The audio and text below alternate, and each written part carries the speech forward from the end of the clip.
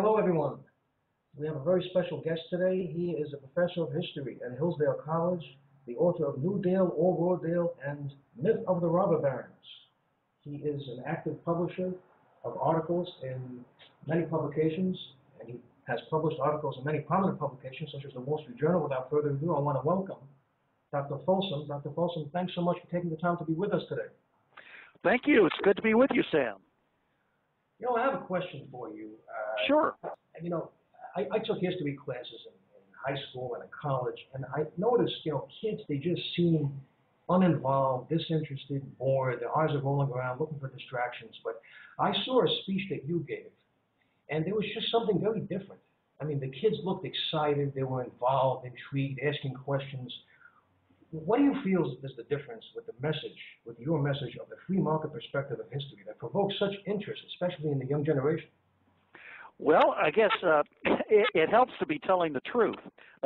Yeah. And so many history books are misleading, Sam. They're misleading, they commit sins of omission, and they have narratives that are distorted. Sometimes they focus on the trivial, and the end result is that students come away not learning a whole lot.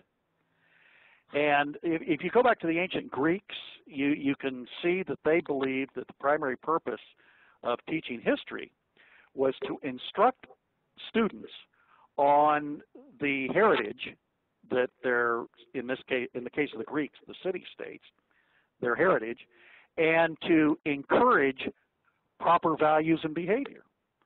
And so that is unfortunately totally lacking today. But if you try to do that, explain that why did the United States become great? What did we do that worked that other nations did not do?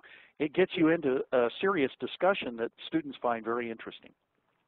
Do you think it's more of an element of surprise? Because maybe some of these kids read, the average government textbooks telling us that the progressive way is the right way, that government should be involved in the economy, they should manipulate interest rates, there should be a Federal Reserve, and now they're hearing something like totally different. Do you think that's the reason why they're like, hey, that's really interesting? I think you're onto something there. I really do, because the traditional textbook narrative is that private enterprise has created all sorts of problems that then must be solved by government intervention. So in other words, private enterprise generates problems, government solves them. Anybody who's lived through the last 5 years can see the problems with that narrative. The Obamacare website, if you can see the IRS, has that been solving problems the way that people are investigated and for their political beliefs? We had this under Franklin Roosevelt. I report that in New Deal or Raw Deal, all the different people who were audited because they had political beliefs that were at variance with President Roosevelt. And the idea that government is a problem solver has increasingly become discredited. And I think the textbook narrative falls flat often because of that. You mentioned Obamacare. It's kind of interesting because I like to look at things below the surface. And what I can't figure out about this whole thing is that these Supreme Court justices, what's their job? Their job is basically to enforce the Constitution. I mean, the Constitution is pretty much cut and dry, right? I mean, it's pretty simple. It's just a little book, right? The government has to complicate things. And, what I'm trying to figure out is how in the world could they have called that a tax? Because according to my understanding, a tax is based on an action, and then there's a reaction. I mean, you work, right? And if there's no reaction, you get taxed. You buy something in a store, the reaction is sales tax. You get taxed. You buy a property, you pay property tax, water and sewer charges, and things like that. But with Obamacare, I'm not doing anything. There's no action. How could they call something a tax if I didn't do anything in order to get taxed? Right. There is that problem. That's a technical problem. There are a variety of other problems. You talk about the Constitution being cut and dry. Where in Article 1, Section 8 does it give the federal government the power to direct medical insurance, the power to direct medical care? It's absent. And so I understand. You see, I'm trying to give them a little bit of leeway here because they want to call it a tax, and taxes are constitutional, because they started the income tax. So what I'm trying to say is, how could you call something it's not? I mean, it doesn't make sense to call something a tax. Are they rewriting the dictionary? Is that what they're doing? Is that the Supreme Court Justice's job? Well, we're going to see. It doesn't make any sense. That discussion isn't over yet. We're going to see how that plays out.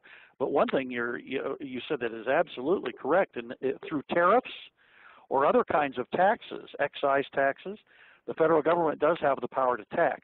Now, when it was just tariffs and excise taxes, the interesting thing about that, which it was until 1913, when you have just tariffs and excise taxes, it actually has people choosing their own tax. Because if you buy a lot of imports, then you'll pay a tariff, or if you buy a lot of whiskey, because that was the item that was traditionally taxed in American history, if you choose to buy whiskey, you will pay an excise tax. In other words, you are buying items that you can live without, but when you choose to buy them, you're agreeing to pay a tax, and so people, in effect, sort of choose their own tax. Once you shift to an income tax, you're allowing politicians to determine how much you should pay. Yeah. It's not a consumption tax, and that was a very big change in American history, because it wasn't going to be long before politicians concluded that rich people ought to pay a very high percentage of their income in taxes. Yeah, that's a very good point. And I'd like to ask you something else. There's something recently in the news that's been going on. It's a potential takeover from the pharmaceutical giant Pfizer. I don't know if you read about this. They're trying to buy a company. They're going to spend as much as $118 billion for this company. Like, my goodness, because I'm in finance. I'm like, the valuations are not there. Why would they spend that kind of money? So I read about it, and they said, the corporate taxes in the United States are 35%. And in the UK, it's about 20%, or something like that. So they said the estimation of the combined companies would save them about $800 million a year. Now, here's my point. My point is that instead of spending the money for research and development, which would benefit a lot of mankind, you're talking about a pharmaceutical giant here, right? I mean, you're looking at your vaccines and medications they can make.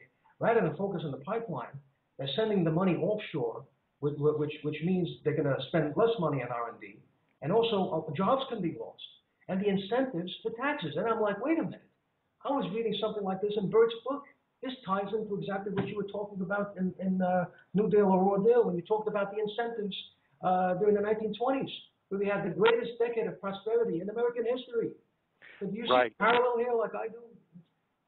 It is interesting. History never precisely repeats itself because circumstances are always different. But principles will play out in a similar way. And the principles that we applied in the 1920s and the 1930s have played out in the last 30 years through the tax cuts in the 1980s and through the tax hikes that we've had recently. The 1920s was very prosperous, and we cut the income tax severely. We cut federal spending. We had budget surpluses every year, and we had prosperity.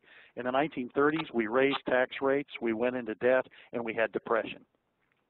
Yeah, so for those people that are saying, hey, you know what, what you talked about happened a long time ago. Today is different. We need all this government. So my point is, look, it's happening in current events. You see companies that are looking to go to other countries for tax shelters.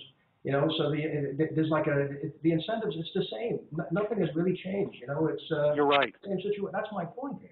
Human behavior is constant, and so the response to incentives are likely to be similar in the 1930s, in the Great Depression, to today. And that was when I finished New Deal or Raw Deal. It came out right after President Obama was elected. And ever since then, I've had people say, boy, it's like watching your story of Roosevelt in the 1930s is like watching a rehash of what we're going through today. And that's true because, as I say, the principles and the incentives remain the same. And therefore, when you tax heavily, when you create disincentives to invest, you're going to have stagnation, high unemployment.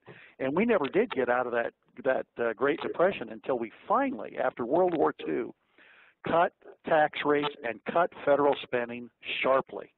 We did that after World War I and World War II, and that's why we had strong recoveries after both of those wars. Yeah, it's not like the Keynesians and, it's a reverse Keynesian. Yeah, right. Like the progressives talk about, it's wars that give prosperity. It's the war that got us out. No, it's after what happened with the war. It's the tax cutting that happened. Like they have it the other way. The exact opposite. Yeah, exactly. I wanted to ask you something else about tariffs. In the recent presidential debates, there was talk about China devaluing their currency, and as a result, it helps their exports and it hurts other economies. And they were trying to figure out, how could we retaliate? So there were politicians calling for tariffs. Now, I'm thinking, hey, this ties into what you were talking about with in your book, New Deal or Raw Deal, with the Smoot-Hawley tariff. What happened was just retaliatory tariffs. So they ended up causing more harm than good. But in this situation, is this country even in a position to impose tariffs on China? I mean, we don't have the manufacturing capacity that we used to have. Where are we going to get our stuff? Well, you're right. Now, the Smoot-Hawley tariff was a total disaster because nations retaliated against us in the Great Depression. You do have a parallel to today. By the way, our manufacturing today is higher than people think because in dollar value. We have fewer people doing manufacturing, but the dollar value of manufacturing is actually fairly high. I mean, you look at companies like Eaton and Emerson Electric. I mean, we have a lot of countries doing a lot of exporting, Ingersoll Rand and so on. But there are many fewer employees than we had at the time of the Great Depression. But again, the principles are somewhat the same, and the high tariff that was enacted, the Smoot-Hawley tariff, which you mentioned in 1930, was devastating because it other nations, when we would not buy their products, they refused to buy our products. And if you look at car sales, they went from over 5 million sales in 1929 to 1.5 million in 1932. Yeah. And when you have an industry, a major industry like the auto industry, hurt like that because other nations will not buy your products, you are in trouble. And that was one of the troubling things of the Great Depression. Too much government intervention. The protective tariff was a disaster. Yeah. I wanted to ask you about something that you mentioned in your book, Myth of the Robber Barons. You talked about Edward Collins, the shipping company owner. And you also talked about something very interesting about market and political entrepreneurs, the difference between the two. Yes. And I'm like, wow, this also exactly ties in to what happened in 2008 with the real estate bubble. You had a massive failures of banks, and you had these colossal bailout packages that were coming from the government. And I'm like, oh my goodness, I mean, this is like an amazing parallel. Because a subsidy and a bailout is really the same thing. I mean, you're rewarding companies for failure. You're picking winners and losers. So I'm like, it's like crony capitalism in the same situation. So long ago it happened, and it's happening now. Do you see that parallel as well? Yes, I think crony capitalism is a good term. When I wrote Myth of the Robber Barons, the terms, as you pointed out, that I used were political entrepreneurs, and then I used the term market entrepreneurs to describe the traditional entrepreneur that we think of, the guy who takes the risks and makes the investment and tries to be successful by producing a quality product at a competitive price. That person we call a market entrepreneur. The political entrepreneur is the guy who tries to use the government to get ahead. In other words, he tries to make a profit by using the government in some way to rig the industry or to get himself a subsidy, that sort of thing. I have a book, in fact, I just published called Uncle Sam Can't Count. And that picks up on Myth of the Robber Barons and looks at the fur trade, the steamships, the railroads, the airplanes, and some of the modern industries, too, all the way up to ethanol and fracking. And the idea here is that the political entrepreneurs have traditionally been a problem in American history and almost never have really pointed us in the right direction. We've had lack of success when the government has tried to achieve economic development by subsidizing different businessmen to try to produce the product. And it's amazing how much money they throw at things. And you would think things would at least get a little bit better, but they get worse. I mean, talk about, throwing good money after bad, right? Right. Yeah. Right. Yeah, something else I wanted to ask you, I mean, if, from a libertarian perspective, I mean, do you see, like, limited government as a myth? Is it really possible to get limited government? Because the way I see it, I mean, I'm into analogies. I like to make analogies. And if you look at a stock chart, right, of a stock that makes new highs over a very long period of time, it doesn't go up in a straight line. You see peaks, you see valleys, you see pullbacks and corrections, but eventually it makes new highs. And that's the way it just seems the same with government. You know, you go back to the Founding Fathers, Declaration of Independence, we had a tiny federal government. And over the years, you know, it's gone up, it's gone up. Yeah, sure, there were times like you spoke about in the 1920s where government got smaller or they cut the rate of tax, things like that. But eventually it started to grow, and now it's probably at its highest ever. So is it really possible to have limited government? Well, that's an important question to ask, and I'm optimistic. You know, I tend to be optimistic. And the thing I've seen in studying history is that people were asking those questions in history, in U.S. history, right before we often had reduction. Mm-hmm. Yeah, because the reason I'm mentioning this is because, you know, Murray Rothbard, I mean, does he have it right when he talks about anarcho-capitalism? I mean, at least, you know, there's no possibility. Because we were a poor nation in the 1790s. Well, we paid off the entire national debt by the 1830s, and we're running surpluses. The Civil War was a devastating event in U.S. history. The national debt was $2.7 billion after the Civil War. In just 30 years, we cut 2/3 of that national debt. It was less than $1 billion. It went from $2.7 billion to less than $1 billion by the time of Grover Cleveland. And so we had 28 straight years of budget surpluses. We showed discipline. We did it. And you look at Franklin Roosevelt. When I wrote New Deal or Raw Deal and was doing my background reading for the book, I noticed all sorts of people who you would look upon as being kind of libertarian or conservative who said, oh my goodness, look at these high taxes. Roosevelt had them at 94% on all income over $200,000. 94%. And they said, my gosh, the year Roosevelt was elected, the top rate was 25%. And by the time when he died, it was 94%. And they said, it always goes up. It's not going to go down. Well, 40 years later, after Roosevelt died under President Reagan, we had the top rate down to 28%. What I'm saying is people sometimes get discouraged and they think you can't make changes. You can't limit government. I think you can, and history has showed us that you can. It takes discipline and it takes quality leadership. It has to have a sense of direction that we will prosper when we give people more freedom and we have limited government. So I mean, do you think that Murray Rothbard at least had a point when he spoke about anarcho-capitalism? You know, I mean, is that because that would maybe be the only way that government wouldn't grow? Because by nature it's going to grow, right? I mean, people want free stuff. I mean, you know how it was. Hamilton and Jefferson, they vehemently disagreed on most things, but one thing they agreed on is that when the public treasury becomes a public trough, right, they're going to vote for the politicians so they give them the things that they want, right? Right. That's true. Hamilton and Jefferson did agree that public treasury, as you said, was a public trust, and that consensus has diminished today.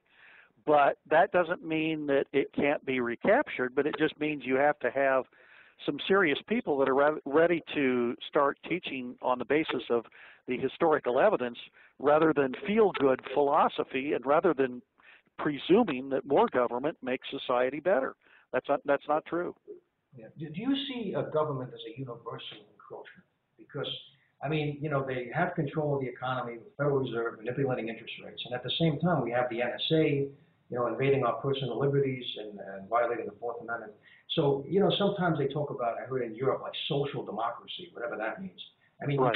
Could you have government in one sector of your lives and not in the other sector? Do you see it as an all-encompassing encroachment? Well, it tends to move in all directions. Now, it's true that you have some people who say, who are libertarian in the sense that they don't want anybody bothering them on social issues, but they might want more intervention on economic issues. So you do get sometimes people who waver a little bit back and forth on that. But the intervention tends to be in, when it's in the economic sector, it tends to creep into many other, maybe not all, but it tends to creep into other areas of life as well. And so if it's a problem in one area, it's probably a problem in other areas too. Yeah, another thing about the robber barons, Teddy Roosevelt, he was a guy, he never earned his own prosperity. He didn't know anything about business. And, you know, here's a guy, he was the trust buster, he wanted to harm these companies, he knew what was best. And then you look at the robber barons, right? And, you know, guys, yes. Especially Carnegie, I mean, he was poor. I mean, this is a guy who used, you know, his ingenuity, his efforts, risks that he took to create jobs. I mean, who knows? I mean, directly and indirectly, from until modern times, could be millions of people being hired as a result of that. So this is a guy that people should be looking up to, right? But instead, they label him the robber baron, and Teddy Roosevelt ends up going on Mount Rushmore. I mean, is there something wrong with this picture? Well, that's true. Teddy Roosevelt and his distant cousin Franklin Roosevelt, neither of them really did much in the way of business. And in fact, when Franklin Roosevelt went into business, he was unsuccessful. He couldn't make a farm profitable. He couldn't make a lobster business he went into profitable. And so he had various business ideas. They were never profitable. Teddy Roosevelt, they both grew up in luxury. Teddy Roosevelt never really worked in business either.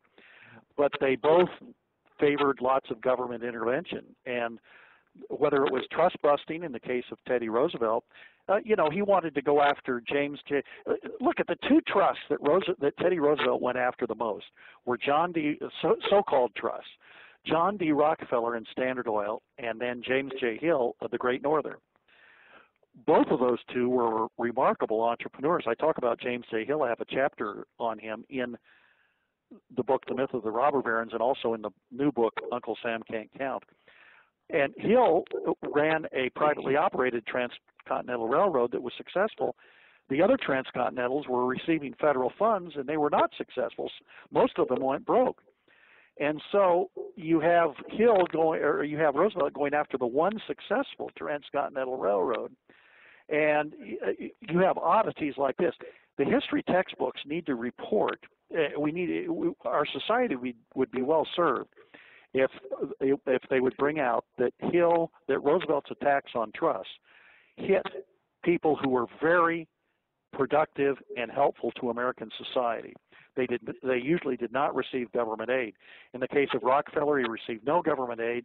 The price of oil went down from about $1 a gallon to about 8 cents a gallon. Wow. And he had a large market share. He did have almost a 90% market share, but he didn't go into the Texas oil field, so his market share dropped to 65%, even without the government doing anything. It's hard to hold on to a large market share over a period of time. And Rockefeller was losing market share even before the government came in and broke him up. Roosevelt tried to encourage the breakup of Standard Oil. It didn't happen under his administration, but it happened 2 years after he was out of office. Yeah, Burt, so, you know, these books are somewhat a revelation. So for my listeners who haven't read them, where's the best place to get these books? Well, you can get the books are purchasable. Often they're at bookstores. Amazon.com, I think, is the best place to get books because you can get a discount on them, which you don't get in the bookstore, and they'll mail them to you. And that's why I recommend nowadays just going on to Amazon.com. But Myth of the Robber Barons and New Deal or Odd Deal, those two books have, I'm happy to report, have changed the way that a lot of people look at history, and that's part of the purpose of communication, to try to win the battle of ideas. Burt, it's been a great interview. I want to thank you so much for taking the time to be with us today. Thank you, Sam. I was glad to be with you. Thank you. And I want to thank you, our listeners. To find out what's coming up next, please make sure to subscribe. To join the conversation, feel free to leave comments. Please like up the video, and thank you for tuning in.